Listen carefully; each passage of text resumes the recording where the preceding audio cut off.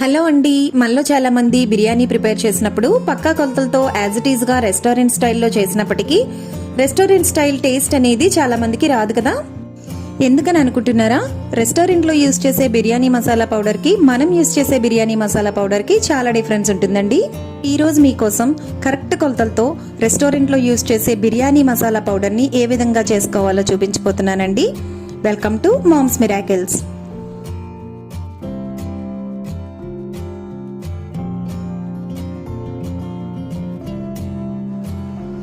ఈ బిర్యానీ మసాలా పౌడర్ ని ప్రిపేర్ చేసుకోవడానికి ఇక్కడ చూపిస్తున్న ఈ మెజరింగ్ స్పూన్ తో నేను ప్రతి కొలతని తీసుకున్నానండి. మీరు ఇంట్లో ఏదైనా ఒక స్పూన్ ని మెజరింగ్ కప్ గా యూజ్ చేసుకుని దాంతోనే ప్రతి కొలతని తీసుకోండి.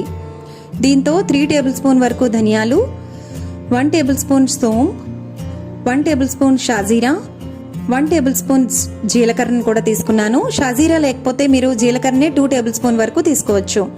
1/2 టీ స్పూన్ వరకు జాపత్రి, 4 మరాఠీ మొగ్గలు, 1/2 టీ స్పూన్ మిరియాలు, 1.5 టేబుల్ స్పూన్ లవంగాలు, 1.5 టేబుల్ స్పూన్ వరకు దాల్చిన చెక్క, 1 టేబుల్ స్పూన్ అనాస పువ్వు, 10 నుంచి 15 వరకు ఏలక్కాయలు, 1/2 వరకు నట్మెగ్ని కూడా తీసుకున్నానండి, అంటే జాజికాయ అన్నమాట.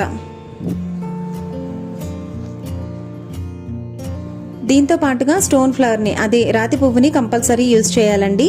దీనివల్ల మనకి బిర్యానీకి మంచి ఫ్లేవర్ అనేది వస్తుంది. ఇది సూపర్ మార్కెట్ లో మనకి అవైలబుల్ గా ఉంటుందండి. దీన్ని అస్సలు స్కిప్ చేయకండి, యూజ్ చేయండి. 3 టేబుల్ స్పూన్ వరకు రెడ్ చిల్లీ పౌడర్ ని తీసుకున్నాను. కాశ్మీరీ రెడ్ చిల్లీ పౌడర్ అయితే మనకు అసలు కారం ఉండదండి, మంచి కలర్ అనేది వస్తుంది.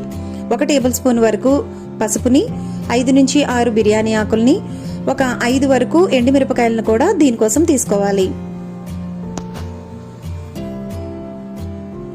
ముందుగా స్టవ్ పైన ఒక కడాయి పెట్టుకుని కడాయిని కొంచెం వేడెక్కిన తర్వాత ధనియాలను వేసుకొని వేయించుకోవాలండి. ధనియాలు ఒక 2 నిమిషాల పాటు వేగిన తర్వాత దానిలోనే సోంపు, షాజీరా, జీలకర్రను కూడా యాడ్ చేసుకుని లో ఫ్లేమ్లోనే వేయించుకోవాలండి. మంచి ఫ్లేవర్ వచ్చేంత వరకు జస్ట్ 2-3 నిమిషాల పాటు వేయించుకుంటే సరిపోతుంది.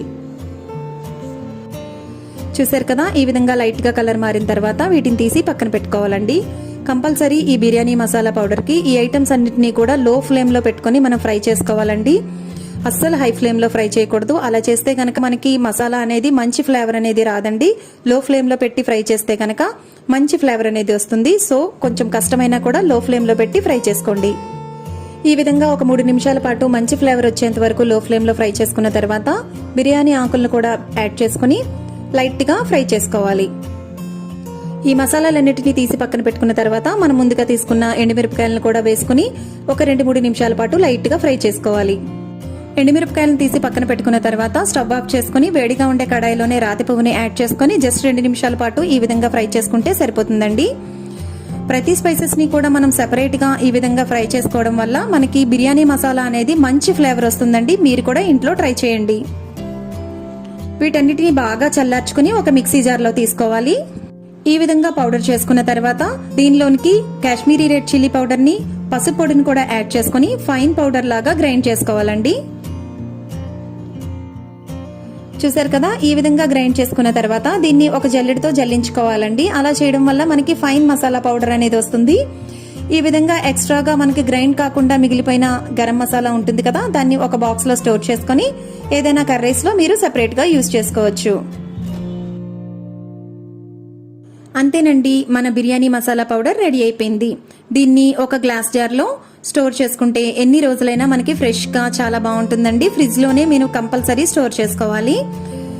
ఇక్కడ మీకు ఒక చిన్న టిప్ చెప్పాలనుకుంటున్నానండి. బిర్యానీ మసాలానే కాకుండా ఏ పౌడర్స్ అయినా మనం స్టోర్ చేసుకునేటప్పుడు ఈ విధంగా అస్సలు ఎయిర్ గ్యాప్ అనేది లేకుండా లైట్ గా ఆ బాటిల్ ని ట్యాప్ చేసుకుంటూ కొంచెం కొంచెంగా ఆ పౌడర్స్ ని యాడ్ చేసుకుంటూ ఈ విధంగా లైట్ గా స్పూన్ తో ప్రెస్ చేసుకుంటూ గనక మనం స్టోర్ చేసుకుంటే అస్సలు ఏ పౌడర్స్ అయినా కూడా మనకి ఎప్పుడూ ఫ్రెష్ గా ఉంటాయి.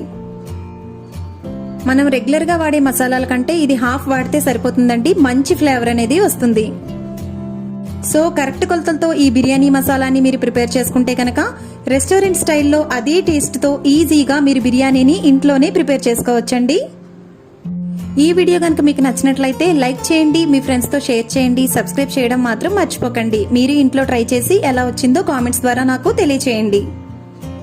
మరొక వీడియోలో మళ్ళీ కలుసుకుందాం. అంతవరకు బాయ్.